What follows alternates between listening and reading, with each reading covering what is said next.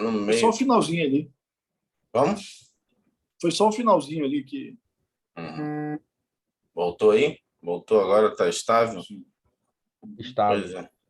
Mas até voltou aqui, até convertendo já o outro vídeo, mas vamos continuar. Então, eu acho que eu estava aqui. Do nada eu fui, pô, será que eu estou travado? Depois que eu vi no notebook aqui na parte de baixo, pô, tá sem internet, né? Eu tô falando sozinho aqui. Tá uns 5 minutos falando sozinho aqui, achando que vocês estavam aí, mas vocês estavam congelados, eu não entendi nadinha. Eu falei, cara, eu acho que eu tô mais... De onde foi que eu parei? Eu falei pro Luiz assim, eu falei, é capaz dele estar dando aula lá e daqui a pouco voltar e ele continuar. Porque realmente acontece isso, né? Eu não tinha percebido que já estava todo mundo travado. Eu estava travado. Esse aqui eu Cabe tinha lido aqui enquanto o instrumento estava, já tinha lido isso aqui? Enquanto o instrumento que traduz. Não, acho que não. Põe um pouco mais para cima, professor, só para ver aqui. Aqui, princípio da indisponibilidade, Celso Antônio Bandeira de Mello. Isso aqui, noção central, Não. Marcelo Alexandrino, não? Não, mais para cima Aqui? um pouquinho, eu creio. Isso, instrumentos jurídicos aí, ó. Aqui? Mais para baixo. Um pouquinho para baixo. Acho que é até Aqui? bom voltar daí. É. Aqui? Aí, instrumentos jurídicos da administração efetiva. Penalidade administrativa, causas exorbitantes, foi aqui. Causas As exorbitantes. exorbitantes dos contratos Isso mesmo. administrativos e seu poder de polícia. Então, tinha que entrar aqui, né? Foi aqui que eu estava falando Isso. sozinho já. Que é aqui ele fala o seguinte: a supremacia estatal, né? No entanto, não é absoluta. Então, na verdade, apesar de, né, a gente falar sempre supremacia do interesse público, supremacia do interesse público, a supremacia não é absoluta. Como assim não é absoluta? Apesar de eu poder desapropriar uma propriedade, o particular ele pode se contrapor, né? Não é assim, como é que fala? A supremacia ela não significa uma arbitrariedade, significa o seguinte: eu posso, mas dentro do que está previsto na nossa norma. Então, eu vou lá, devido processo legal. Ele bota aqui, ó, dentro do que está previsto no devido processo legal. Então, posso desapropriar uma fazenda? Posso. Vai lá e desapropria. Só que é o seguinte, isso aqui é o vídeo anterior. Depois eu tenho que começar a subir os vídeos. Então, posso desapropriar uma fazenda? Posso. Mas eu tenho que ir lá mostrar, né, que a fazenda é improdutiva e o dono da fazenda vai dizer, olha, não, aqui ó, tenho gado, tenho soja. Então não é assim também, né? Supremacia não é arbitrariedade. Supremacia tem que comprovar dentro dos limites legais, dizendo, olha, vou desapropriar sua fazenda para reforma agrária. Mas qual motivo? Porque é a mais bonita, porque é mais perto de Brasília? Não. Eu tenho um direito, um dos direitos e garantias fundamentais é o direito à propriedade. Tem gente que fala que, assim, entre os direitos fundamentais maiores que nós temos é a vida, liberdade e propriedade. Os direitos lá que surgiram, né, lá no liberalismo, antes mesmo até de se falar em Revolução Francesa, né, liberdade, fraternidade e liberdade, Igualdade e fraternidade, o que o homem buscava é direito à propriedade, porque lá atrás o rei era dono de tudo. Ele chegava e dizia, meu irmão, isso aqui agora é meu. Né? Os bois, os porcos, né? Tudo é meu. O rei era arbitrário. Essa supremacia do rei, do absolutismo, não é essa supremacia aqui. O direito à propriedade é um direito universal, né? É um direito maior do ser humano, né? Porque se você não tem esse direito em relação ao Estado, você também não tem a liberdade. Você não pode exercer a sua liberdade. Imagine o Estado chegar a tirar você da sua propriedade.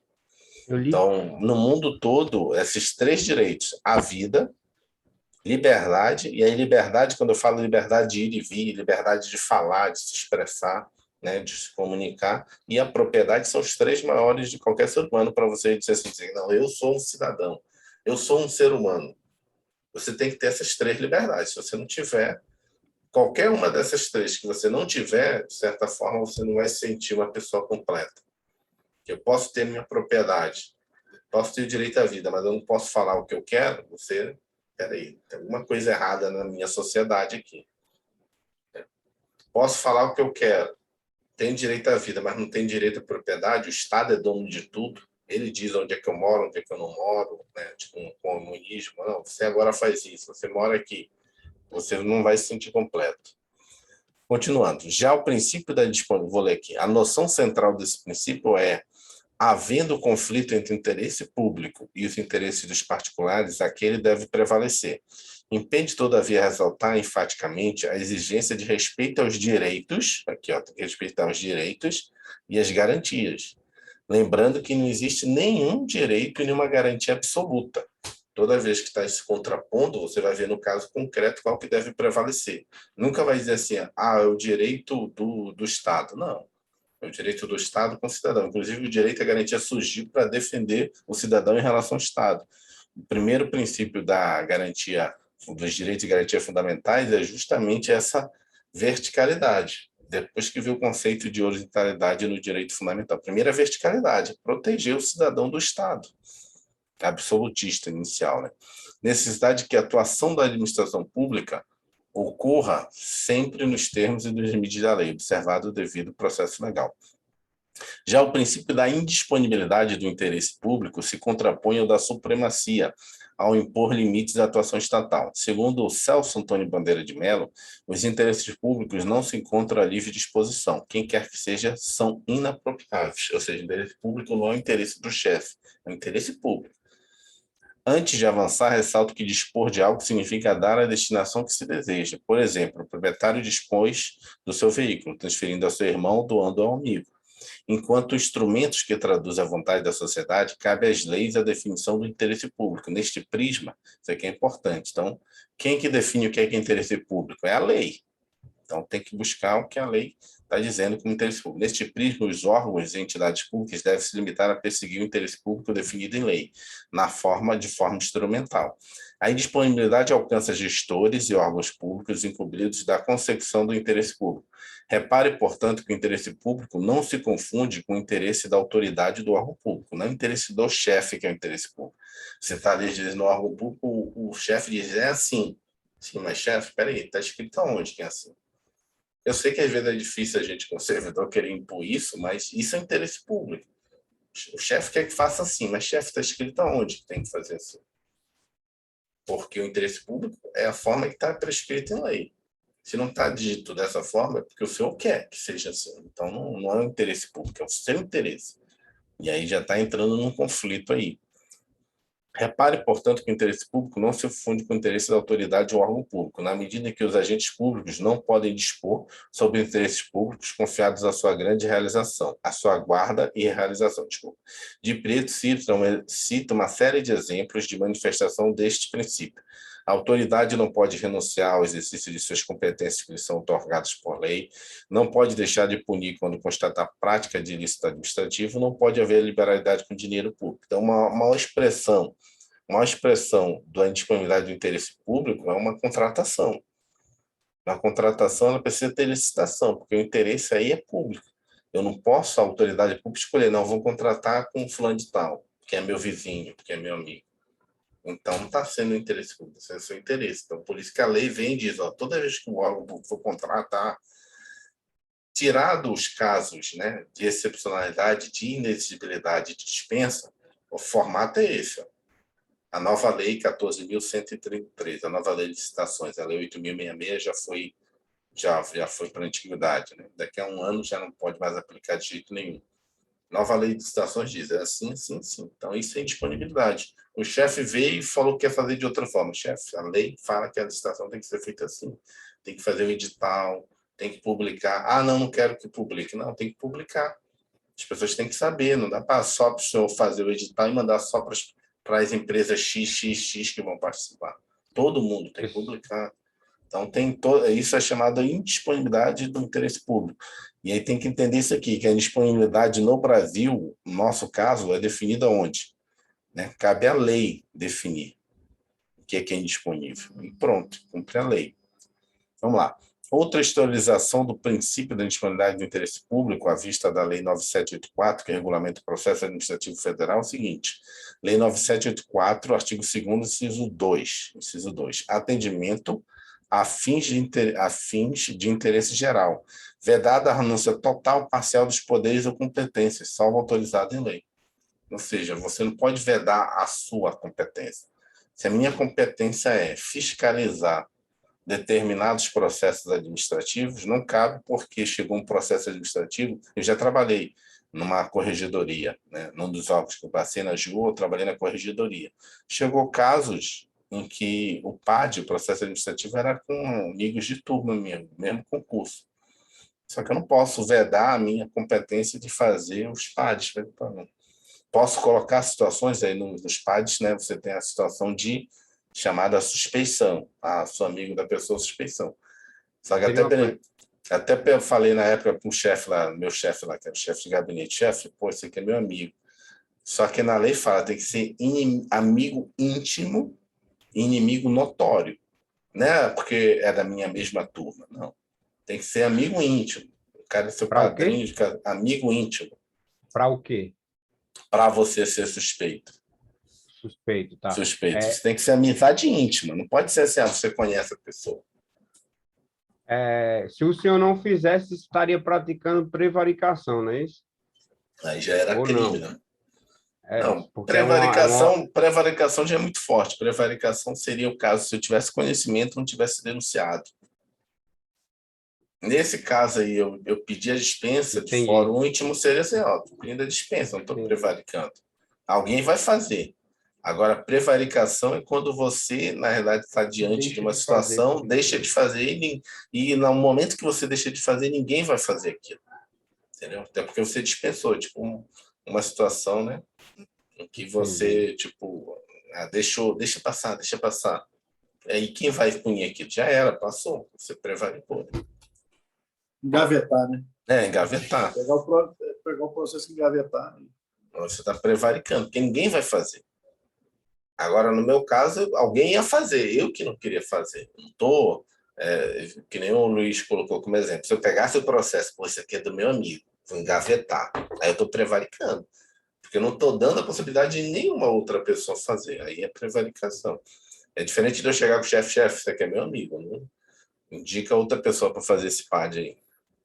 Voltaremos neste tópico quando tratarmos dos princípios aplicados ao direito administrativo, os quais decorrem da supremacia e disponibilidade do interesse público. Antes de encerrar este tópico, lembro que a adoção de um regime ou outro é feita por lei. Portanto, o agente público não detém discricionalidade para optar o regime de direito privado ou pelo regime administrativo, nem mesmo se esta opção vier na forma de ato administrativo. Então, vamos resolver uma questão. Fundação Carlos Chagas, esse aqui é a Assembleia Legislativa do Mato Grosso do Sul, assistente legislativo. Adaptada. A administração pública está sujeita ao regime jurídico administrativo. Até aí, ok, né? Que pode ser afastado por decisão discricionária do administrador? Não, né? Só quem pode afastar o regime jurídico administrativo é a lei. A lei diz, nesse caso, você vai aplicar o direito privado, não vai aplicar o direito público. Desde que justificado em razão dos princípios da eficiência e da economicidade, não. Correto, né? Está errado isso aqui. Quem vai dizer qual regime aplicar, se é o administrativo ou o direito privado, é a lei. O administrador não pode dizer, não, agora eu vou aplicar a regra do direito privado.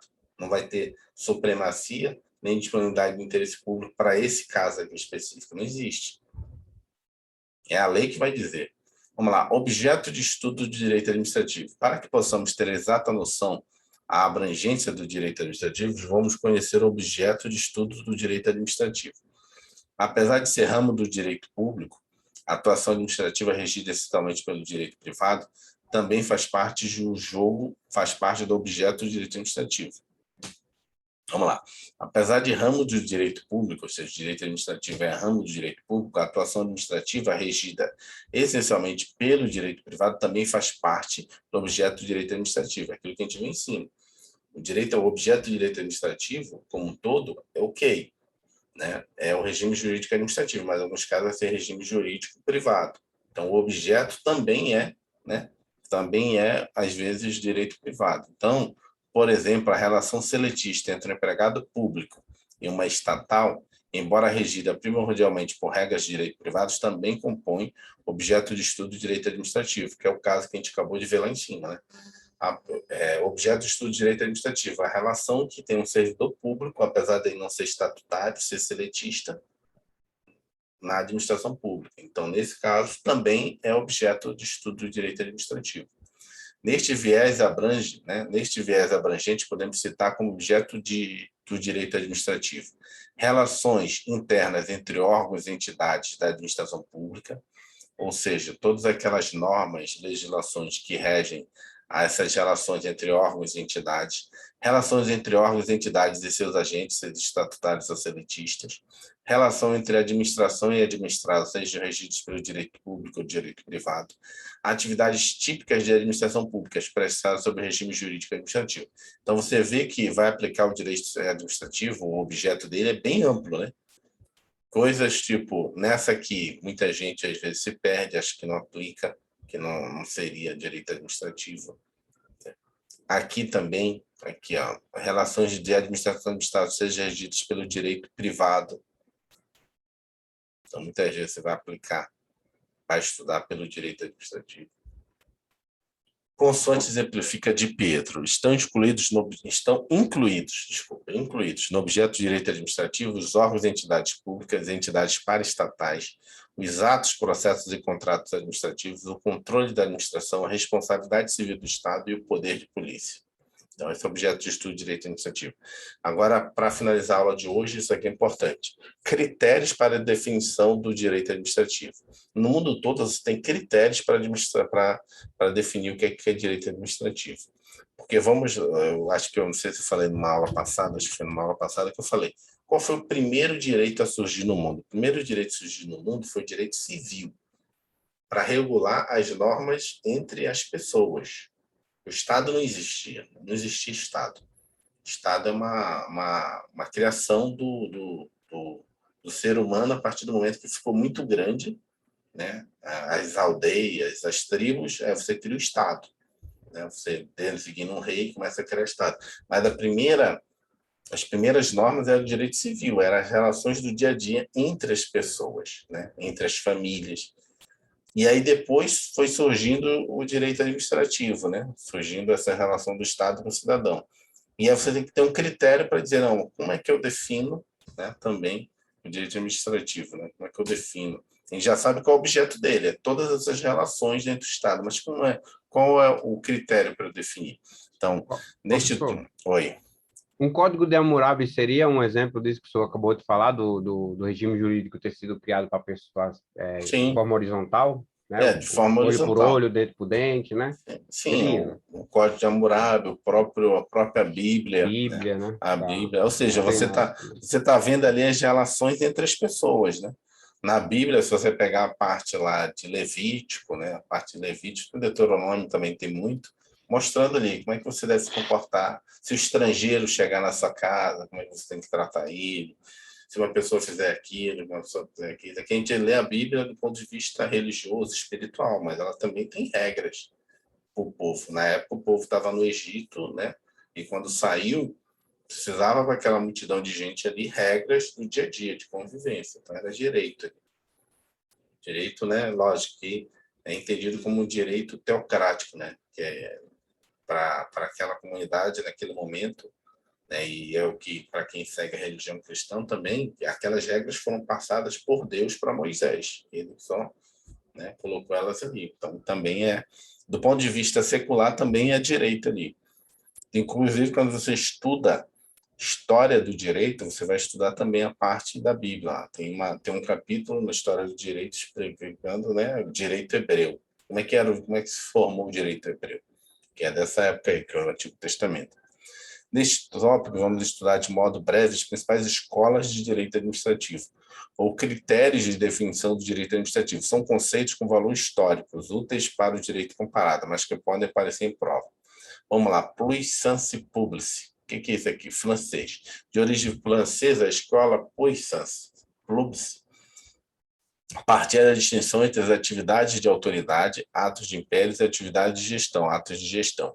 De acordo com esta corrente, o direito administrativo deveria se ocupar das atividades de autoridade, que são aquelas praticadas pelo Estado com autoridade sobre os particulares. As atividades de gestão, por sua vez, em posição de igualdade particular, seriam regidas pelo direito privado. Então, o que ele fala aqui? Por exemplo, hoje, no nosso caso, tanto essa contratação com particular, apesar de ser regida pelo direito privado, em alguns casos, a gente estuda no direito administrativo, que é o caso de um contrato, uma licitação, se perfaz num contrato de aluguel.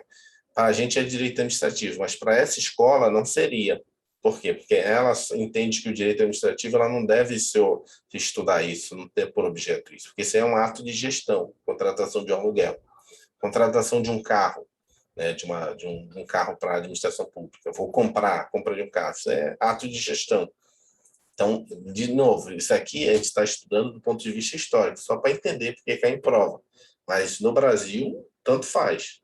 Né? Tanto faz você comprar um carro, alugar um imóvel, tudo isso é direito administrativo. Apesar do regime ser um regime jurídico de direito privado, mas você estuda no direito administrativo.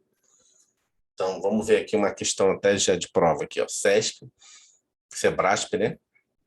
Tribunal Regional da Primeira Região, Oficial de Justiça. Segundo a escola do Pluissance Public, as prerrogativas e os privilégios do Estado possuem frente, né, ao particular, constituem um critério definidor do direito administrativo. Então, é isso. Né? Então, para essa escola aqui, só cabe aquela supremacia do interesse público. Só isso é direito administrativo. Aquele local onde o poder público está agindo em igualdade não caberia ao direito administrativo. Então, é chamada escola francesa do direito administrativo. Escola do Serviço Público. Qual seria essa escola aqui? Também de origem francesa, a Escola do Serviço Público defende que o direito administrativo é aquele que se debruça sobre a instituição, aqui, ó, instituição, organização, funcionamento e a prestação dos serviços públicos aos administrados.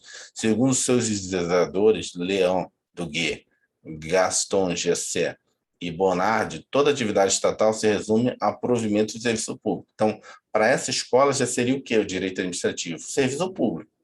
O cara está prestando serviço público, então isso é direito administrativo. Então, o critério para definir se eu aplico ou não aplico o direito administrativo é o critério do serviço público. Então, de novo, se o órgão público está fazendo uma contratação, não é direito administrativo, porque não está prestando serviço. Entendeu a diferença? Nessa aqui é só se tiver no ato de império, né? Atividade de gestão, não. Nessa aqui, só cabe se você está entendendo o direito do serviço público. Então, é chamada Escola do Serviço Público. Questão. Fundação Carlos Chagas, Prefeitura de Cuiabá, Procurador Municipal. Desenvolvida em fins do século. Não sei se vocês estão entendendo esse estudo aqui, porque às vezes é muito teórico. Isso aqui é só para... Assim, cai em prova, mas é só histórico. Ninguém aplica isso. Nem na França você aplica mais isso. Desenvolvida em fins do século XIX e início do século XX, essa corrente doutrinária inspirada na jurisprudência do Conselho de Estado francês era capitaneada pelos doutrinadores franceses Léon Duguay e Gaston Gesser, os quais buscavam, no dizer de Odette Medoir, deslocar o poder de foco de atenção dos publicistas, partindo da ideia da necessidade, explicando a gestão pública como resposta às necessidades da vida coletiva. Aí pergunta aqui, estamos referindo a qual escola? Ou seja, você vai perceber que tem que ligar o nome à pessoa, né? Léon Duguay e Gaston Gesser, que é a escola do serviço público. Qual é a resposta? Escola do serviço público. Entendeu? E para eles, direito administrativo é você estudar a prestação do serviço público, né? Está prestando serviço público? É um serviço público? Ok. Energia elétrica, telefone, transporte público, atendimento ao público, ali ao cidadão. Então, isso é direito administrativo. Escola do Poder Executivo. De origem italiana, esta escola defende que o direito administrativo se resume às normas e às atividades do Poder Executivo, inclusive aquelas desempenhadas por entidades da administração indireta, Vejo que é uma visão bastante simplista da administração pública.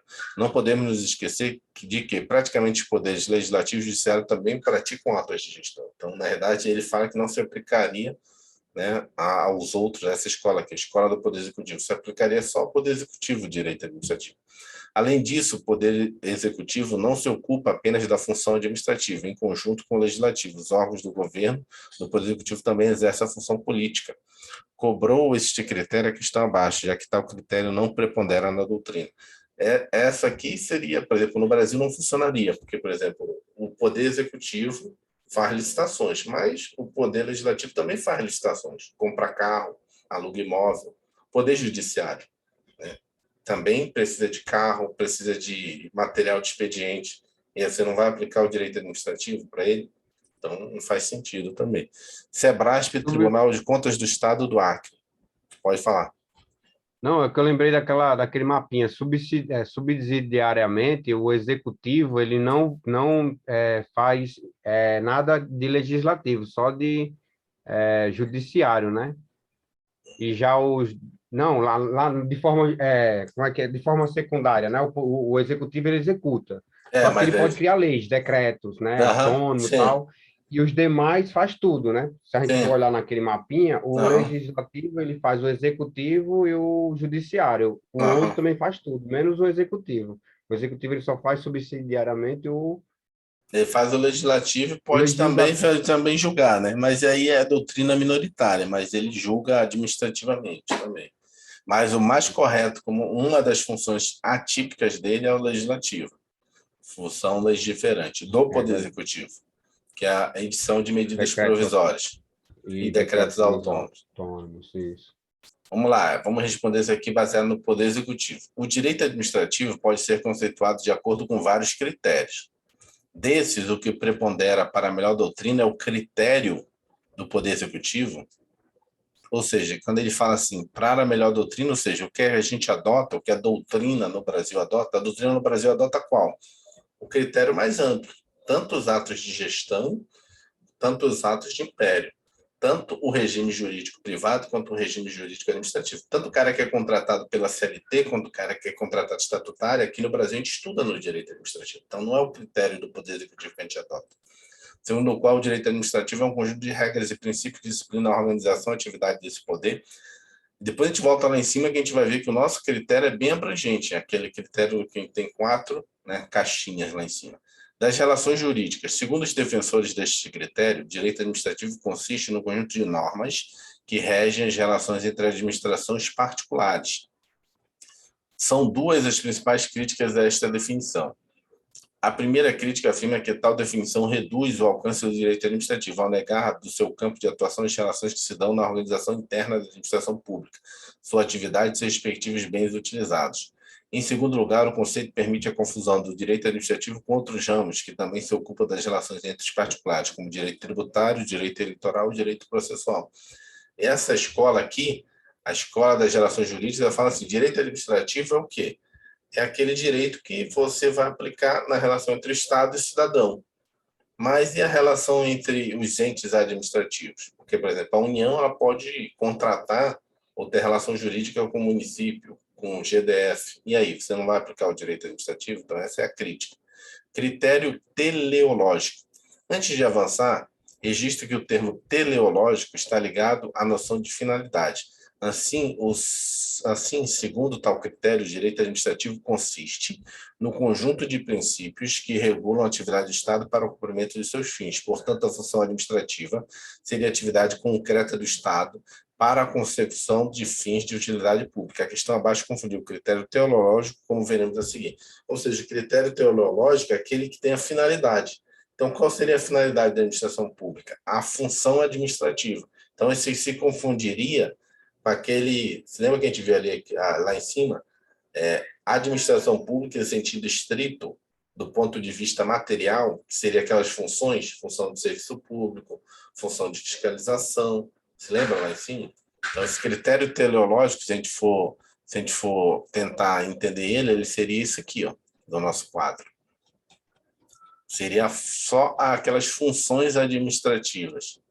O critério teleológico, ele se aplicaria... Cadê o quadro? Não. Cadê o Pô, quadro? Só essa parte tipo de... aquele de poder de polícia. Só aqueles ali. Cadê? Entendi. Cadê, cara? Não chega. Parecia que estava pertinho.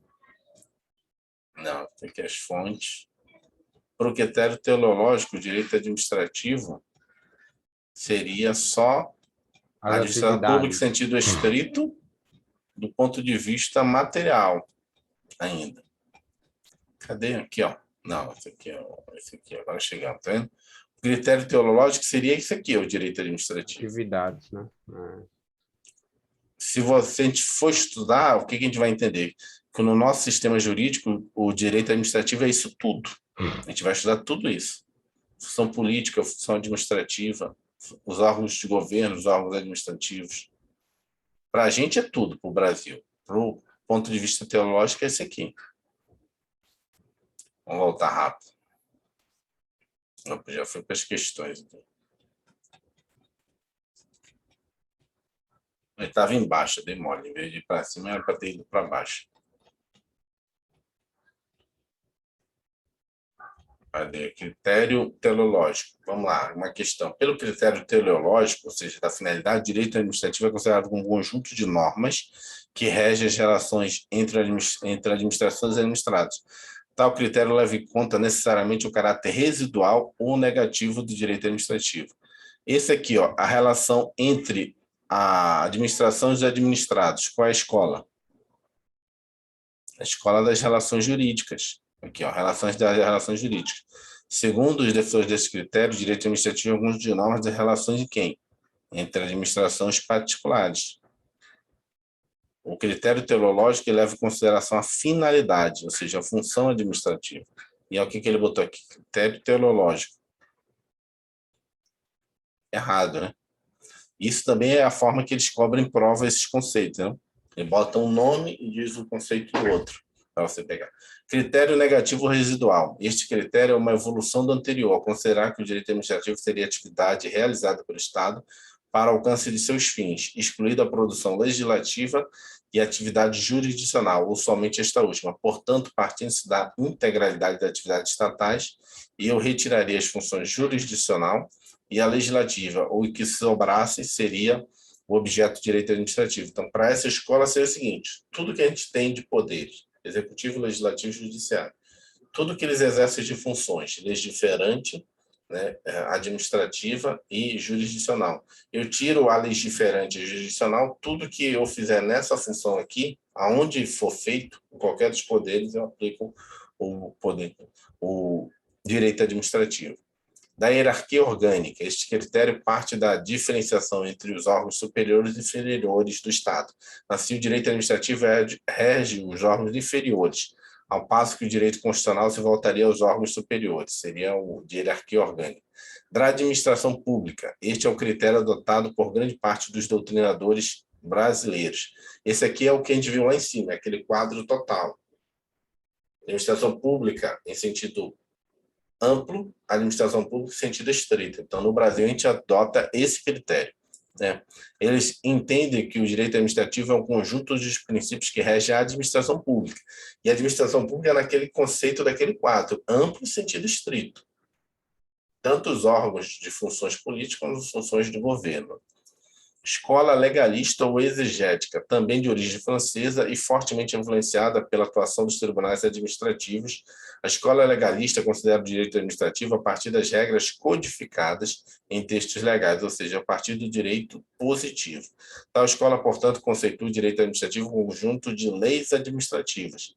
Nesse aqui ele fala que, nessa escola, o quê? Legalista ou exegética. Seria o seguinte: direito administrativo é aquilo que está posto na lei. Aquilo que a lei diz direito administrativo é. Vamos lá. SEBRASP, INSS, médico, perito. Segundo a escola legalista, o direito administrativo pode ser conceituado como um conjunto de leis administrativas vigentes em determinado país em dado momento. Correto, né? Para a escola legalista, o que é o direito administrativo? São as leis administrativas. 8.066, 8.112, isso é direito administrativo. Critério de distinção entre atividade jurídica e social do Estado. Segundo leciona a professora Maria Silva Zanella de Pietro, alguns doutrinadores brasileiros definem o direito administrativo como uma dupla acepção, considerando os sentidos objetivo e subjetivo. A gente viu lá em cima, né? Sentido subjetivo é sempre quem? Objetivo é o quê? Eles defendem que o direito administrativo é composto pelo tipo de atividade exercida, atividade não jurídica contenciosa, aspecto objetivo, e também pelos órgãos que regulam, aspecto subjetivo. Acabou. Então, são 11 escolas que a gente tem que memorizar. Deixa eu ver a conclusão aqui. Embora os temas da aula de hoje não contem com muitas questões de prova, são assuntos importantes que também fazem parte do alicerce do direito administrativo. É importante ficarmos atentos às diferentes acepções das expressões governo e administração pública. Adiante teremos resumos das questões comentadas. Vamos só passar um resumo antes de finalizar. Então, nós vimos aqui, ó, o Estado. O que a gente viu que é Estado? Estado é o quê? Povo, território e governo soberano. O governo é a direção geral e suprema do Estado, funções políticas e órgãos de governo. A administração pública, o que é? Entes legalmente designados à função administrativa. Poderes do Estado, executivo, ele faz a função típica, é o quê? A administrativa. A função atípica, legislativa. Alguns colocam jurisdicional administrativa, mas é doutrina minoritária. Legislativo, funções típicas, legislativa e fiscalizadora. Funções atípicas, ou seja, julgadora e administrativa. Judiciário, função julgadora. Funções atípicas, legislativa, que é quando ele faz os regimentos internos para regir o próprio poder judiciário, e administrativa, é uma separação não rígida. Os sentidos da administração pública, o sentido amplo. Você tem tanto do ponto de vista subjetivo, que é quem, e do sentido objetivo, o quê? Quando você tem o quem, você tem os órgãos de governo superiores e tem os órgãos administrativos. No objetivo, o quê? É a função política e a função administrativa. Isso é a administração pública em sentido amplo. Os órgãos superiores, eu lembro que o senhor falou, né? Os órgãos supremos, né? Uhum. Eleitoral, todos eles. E esses administrativos seriam quem, assim? Os órgãos administrativos seriam as secretarias, os ministérios, As autarquias? as autarquias, a administração direta e indireta, né? Tá. E os órgãos de governo, o que são órgãos de governo superior? Tribunais de Contas, isso é administração pública. Tribunais de Contas, o próprio Congresso Nacional são órgãos superiores de comando, né? Tem o presidente do Congresso Nacional, o presidente do Poder Judiciário, que é o presidente do Supremo Tribunal Federal, são os poderes, né? Agora, em sentido, porque isso aqui é em sentido amplo, né? Seria a administração pública como um todo. Em sentido estrito, quem seria? No ponto de vista subjetivo, quem, né? Quem? Seriam os órgãos em entidades e agentes públicos, né? Seria mais baixo nível, até os agentes, até os servidores, né? Os servidores públicos. E em sentido objetivo, o que seriam as atividades da função administrativa, atividade dessa função administrativa. Quais seriam as atividades? Fiscalização, serviço público, regulação, fomento. Então, seria essa atividade. Isso aqui cai muito em prova. Função administrativa é um conjunto de atividades do que o Estado atua, concreta diretamente e imediatamente, zelando pelos bens da coletividade. Então, essa função administrativa é serviço público, fiscalização, regulação e fomento. Fontes do direito administrativo. Fonte primária é a lei. Ela pode ser entendida tanto no sentido lato quanto no sentido estrito. Sentido estrito é o Eli Lopes de Meireles, que entende assim. A jurisprudência ela pode ter tanto do ponto de vista primário quanto do ponto de vista secundário. Ela normalmente do ponto de vista secundário, mas do ponto de vista primário ela é também fonte quando ela está emitindo a jurisprudência, uma súmula vinculante, quando ela está emitindo alguma função erga omnes, né? Quando ela está, na verdade, dando o efeito erga omnes numa ação popular, numa ação civil, numa mandado de segurança coletiva. Doutrina e jurisprudência são sempre secundárias. Sistema administrativo brasileiro não requer esgotamento da via administrativa, ou seja, a gente tem dois sistemas no mundo, sistema jurídico dual, que é o francês, e sistema jurídico único, que é o inglês. A gente adota o sistema jurídico único, que é o inglês. Só que a gente tem exceção. Apesar da justiça, né, o Poder Judiciário ser o detentor de falar a última palavra, mesmo assim, e você pode recorrer ao Judiciário em qualquer momento, em alguns casos você primeiro precisa, na Justiça Administrativa, ter o esgotamento da via administrativa, a atuação administrativa contrária à súmula vinculante também é esgotamento. No caso do habeas data, você tem que ter o prévio indeferimento do pedido, quer dizer, eu fui lá, quero informações sobre a minha pessoa, eu quero que retifique um dado. Não dá para entrar com habeas datas antes. Primeiro eu tenho que ter o papel do órgão público negando. Benefício previdenciário, tem que também ter que ter o prévio requerimento, senão, pode falar. Ele não colocou aí do habeas data também mandado de segurança coletivo também, né? Se eu não me engano, tinha lá em cima, né? O quê? Ou é só habeas data aqui, nas exceções? Habeas datas, mas também, se não me engano, tinha lá mandado de segurança coletivo e um outro remédio constitucional. Não, está Lembro agora. confundindo. Mandado de segurança coletivo é aqui. Quando a jurisprudência se torna uma fonte primária.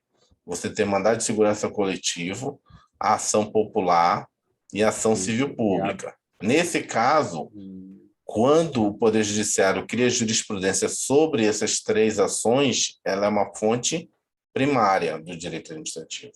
Não está confundindo. Fonte com sistema jurídico administrativo. Regimes jurídicos da administração. Tem um Mas regime... lá também entra, não entra? Como? Mas para você também entrar com mandado de segurança, você também esgota, e aí você vai... Precisa ir também, né? ter a negativa, Aqui, é isso que eu tô querendo, né? é isso que eu quis dizer. Eu entendi Precisa ter a negativa. Precisa ter negativo para você também entrar no mandado de segurança, não é? Não precisa ter negativo. Você precisa ter violado o direito de...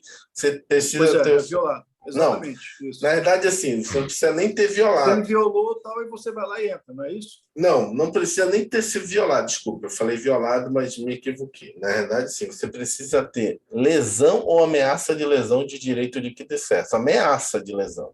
Uhum. Então, você pode entrar com mandado de segurança preventivo. Então, eu sei que eu vou ficar fora. Então, não precisa ter. Você precisa, tipo assim, se confirmar isso, eu vou estar fora. Então, preventivamente, entrar com mandado de segurança. Então aqui entra mais lá em cima. Lá em cima, entendeu? Porque o mandado de segurança ele pode ser preventivo. Tem dois tipos de mandado de segurança, o preventivo e o repressivo. Uhum. Existe o preventivo, você tem uma ameaça de lesão do seu direito. Aí você já entra preventivamente, porque senão eu vou perder esse direito. Então, foi bom o Luiz ter falado isso, porque para mim, Luiz, na minha cabeça também estava a mesma coisa aí, que o mandado de segurança precisava da negativa. Aí eu também, na minha mente, quando você falou, já entrava aqui também. O que ocorre muito, de repente vocês podem ter confundido o que eu devo ter falado, por exemplo, eu já tive mandado de segurança denegado, indeferido. Semana retrasada aí de um processo aí que é vários advogados, não sou eu não, foi eu que errei só não. O juiz, ele quer que você comprove o direito líquido certo violado. Ele não quer abstratamente, essa lei tipo assim, nesse caso que a gente entrou lá foi sobre o edital de eleições da OAB aqui do DF, né? Que eu falei que está ajudando um amigo meu. Os editais de eleições da OAB DF saiu lá e diz, olha, isso aqui está ruim. Mas qual o direito? O juiz falou, qual o direito líquido certo que está sendo violado? Vocês não botaram para mim, claramente. Está dizendo que o edital está errado? Tá, mas e aí, o que ele viola? Errado, eu sei que está errado, porque o estatuto da OAB diz isso. O edital foi e falou diferente. Mas o que ele violou seu, da chapa de vocês? Que está errado, eu sei, mas o mandado de segurança não se presta a dizer que o edital está errado. Ele se presta a garantir direito líquido e certo. Qual o direito líquido e certo seu? E aí ele praticamente já deu a dica. Então não cabe mandado de segurança. Então cabe o quê? Uma ação ordinária. Você tem que entrar com a ação ordinária, dizendo que o edital está errado, o edital tem que ser anulado. Não cabe, por mandado de segurança, pedir para anular o edital. Cabe, por mandado de segurança, dizer a minha chapa não vai conseguir participar porque o edital está colocando uma restrição que não existe no Estatuto da OAB. Aí é um direito líquido e certo da chapa, porque eu quero ter esse direito. Agora, quando eu digo só o edital está errado, mas o que está me prejudicando? Seria mais ou menos essa pergunta. O que está te prejudicando? Aí eu posso te dar o deferir mandado de segurança, porque está te prejudicando nesse direito. Agora, na hora que eu digo que o edital está errado, o juiz... E aí, qual é o problema? Mandado de segurança, ele falou, não estou dizendo que está certo, eu só estou dizendo assim, não presta para isso, mandado de segurança, vai entrar com uma ação popular. Na verdade, acabou que a gente vai entrar com uma ação popular, que serve também para isso, para anular ato da administração pública, contrário ao interesse público. E com uma ação ordinária, vai entrar com as duas. Aí, nesse caso, cabe as duas. Regime jurídico administrativo. Opção feita pela Constituição Federal ou lei, que é o regime jurídico administrativo, regime jurídico da administração. Né? Regime essencialmente privado, não é exclusivamente privado, normas de direito privado, mas normas de direito público. Essencialmente de direito público, a verticalidade. Então, os regimes jurídicos da administração pública como um todo, pode ser tanto o regime jurídico administrativo quanto o regime essencialmente privado. Quando você está aplicando o regime jurídico administrativo para determinado ato, determinado dia a dia seu, ele é essencialmente público. Ou seja, tem a supremacia, lembra que a gente entendeu dois? No regime jurídico administrativo cabe duas situações. Cabe as suas prerrogativas, a supremacia do interesse público e os seus deveres. É o interesse Direito público. especial e é a ponte. Indisponibilidade. Cada a função da ponte. É a indisponibilidade do interesse público. E aqui, nesse caso, o regime essencialmente privado. Ele não é exclusivamente privado, mesmo assim, ainda você vai aplicar o direito administrativo, vai aplicar ao mesmo tempo, nesse caso, normas de direito privado e normas de direito público. O cara, ao mesmo tempo, ele vai ser regido pela CLT, que é direito do trabalho, mas vai ter que seguir a 8.112, que é de direito administrativo.